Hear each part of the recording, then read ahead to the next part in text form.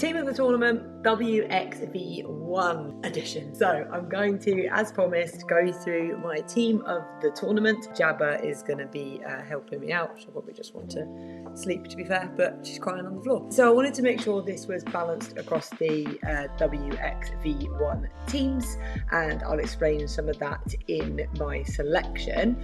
Throughout this, let me know, everybody's always going to be different. People are going to not agree, some people might agree, so just drop down in the comments your thoughts, as we'd love to hear them. And this video is sponsored by Rugby Rebuild, a program which helps former amateur rugby players get in shape and have fun whilst doing it. So check the link in my descriptions if you are interested in that. So we are going to get straight into our teams.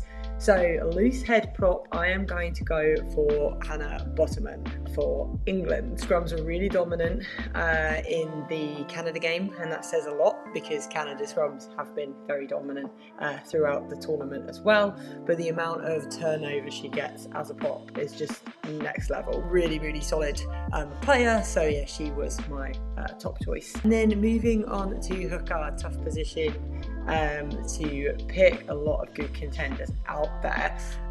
I've gone for Neve Jones for Ireland. I think Ireland as a whole have played so well, and anyone who's playing so well, you've got Kuna Maloney on the bench, you must be doing something right.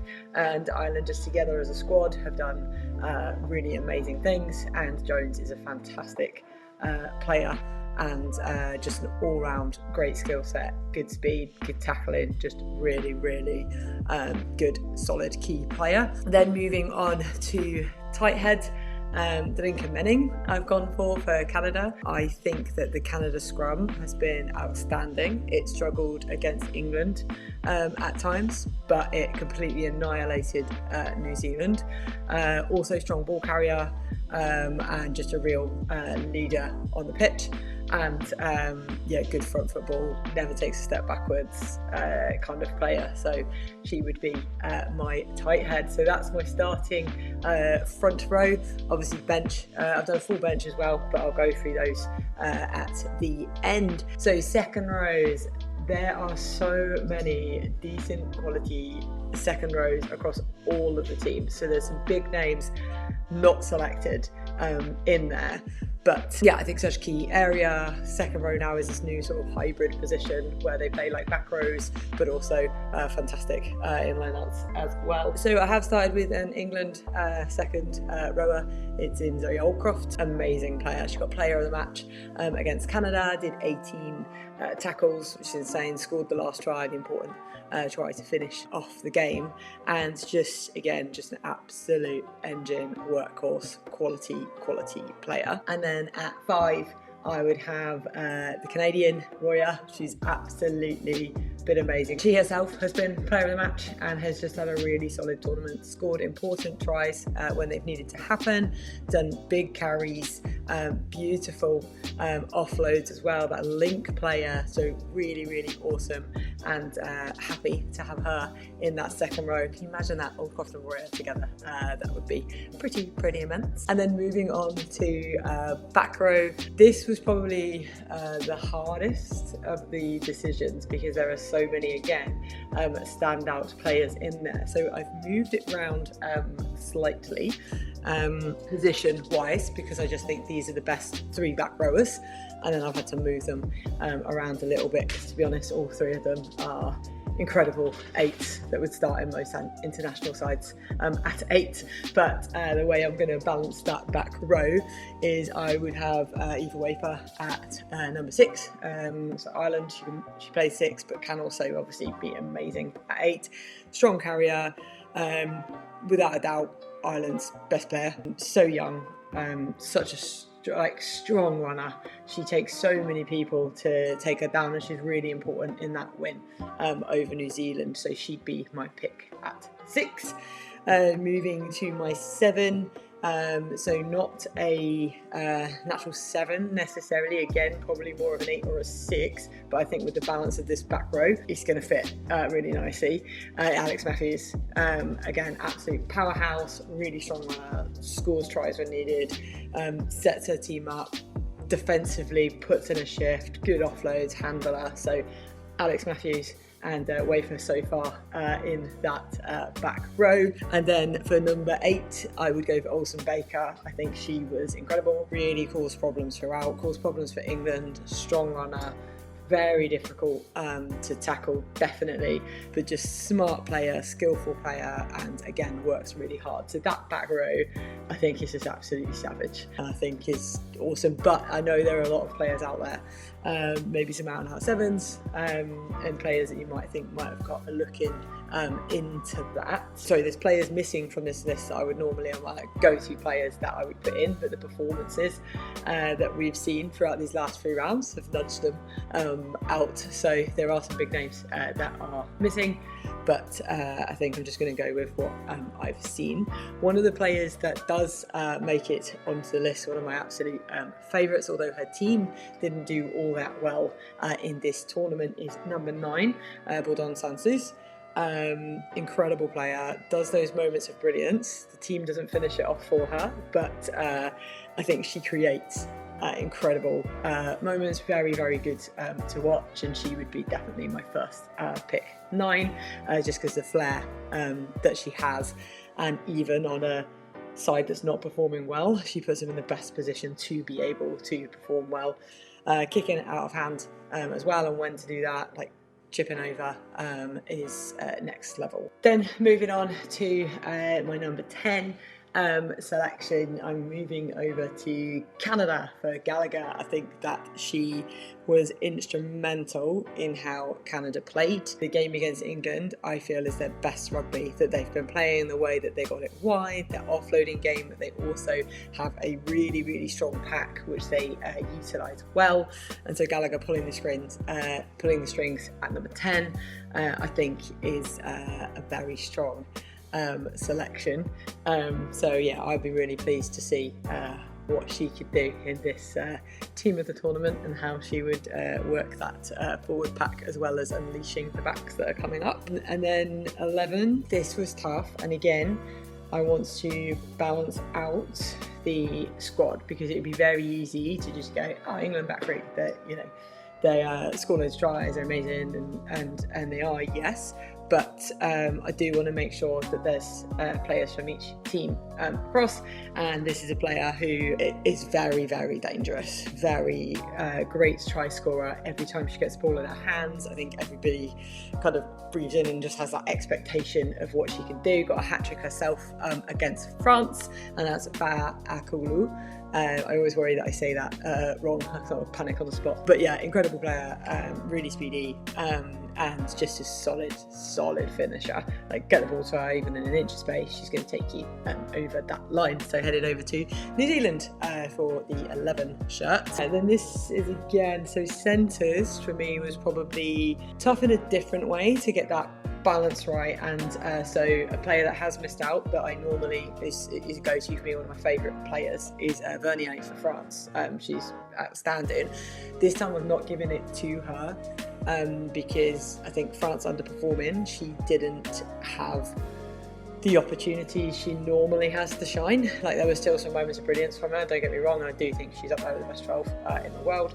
But this team in the tournament, my 12 have gone to Tessier for Canada. The try she scored against England was amazing. Tactical decision making, just pace on the ball, the ability to move it as well. Really, really skillful key player in there. And I've done a bit of a controversial thing here in terms of the centres.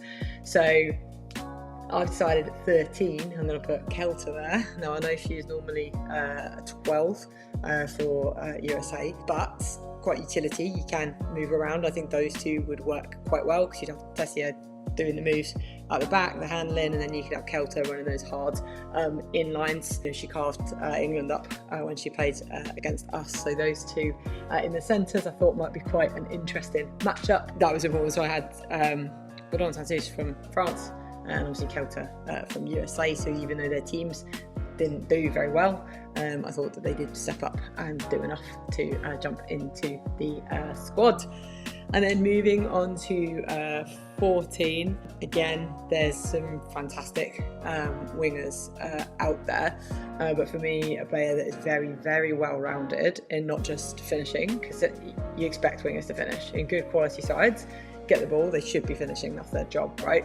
But a player that goes above and beyond that and actually scores when they shouldn't necessarily have rights to score, and defensively, like, absolutely spot on and strong. Abby Dow missed the last round because of concussion, but I think that she did enough in those first 2 rounds, and I think she especially steps up against like the big teams like New Zealand.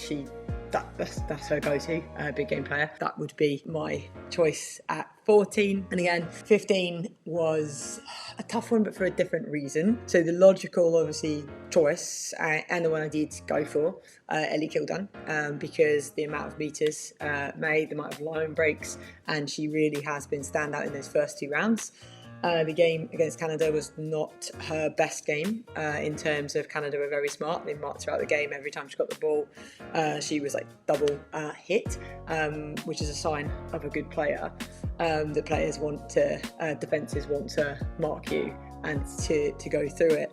But in terms of who else has done more than she's done this tournament, Flood for Ireland, very good, got some good turnovers, but didn't do as much as Kildan has done, and the potential that Kildan has as well to continue her trajectory, because she still is only young and has a load of caps, and she's going to get a load more. So that's my starting 15, so it does have a mix of all of the teams in there. So I will move on to the bench. I've gone for Amy Cockayne, just a really, really solid player. Tough with Maloney, like possibly could have come in there, but I just think with that England pack being so solid, she is a key part of that you'd want her experience coming on, and she is an aggressive player as well, so come off the bench I think she would lift that game for you. I'm going to go for this, it's an England front row on the bench for me. So I've got Maud Muir at 17 and I've got Sarah Byrne at 18.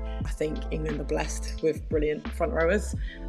So whilst I am trying to get balance all over, I just think they do such an incredible job that yeah, I would have those all in. And then moving on to like second row, back row cover, I would go for King from Ireland, a great player.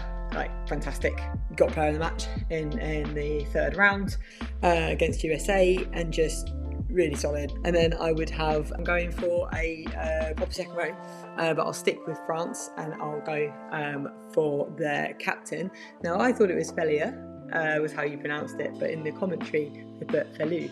Apologies, whichever the right one. I've always been told it was the first version of that, but yeah, actually I'm going to take her instead of Menage because she is out and out second row. Then on the bench at 9 I would have Sasha Hunt. I think the one that I'll get the most stick for not starting in this squad will be Mo. As I said, Bordeaux Series I think is an absolutely incredible player, and I think with the pack and the back line there and put in a team that's doing well, I think she would really excel. But obviously Mo Hunt is an incredible player, so I'd want her involved, but I'd have her coming in off the bench. And I mentioned her earlier, she didn't get the starting spot, which she nearly always does in the teams that I do, but that's Vernier. I think really awesome player, great skill set, just a really exciting player to watch. And then finally, again, a little mention earlier, but I would have Flood from Ireland covering into that back three, because also if you had her come on at fullback, you could have Ellie go to wing as well. So we've got enough wiggle room in the squad to kind of move things around with that. Really important turnover that she got in the New Zealand game, but just tactically as well, like chasing kicks, being back, like fielding them, really good. So that's my 1 to 23 with a last minute change. So let me know what you think of it, if you like it, hate it, think I'm crazy. Maybe the centre combo, people might sort of have some words about that, and I'm aware I'm missing some really good players, but also yeah, just that balance of who would work well with who and getting somebody from each of the nations. But hopefully you've enjoyed it and have enjoyed the Dart 1 as much as I have. Be sure to like and subscribe.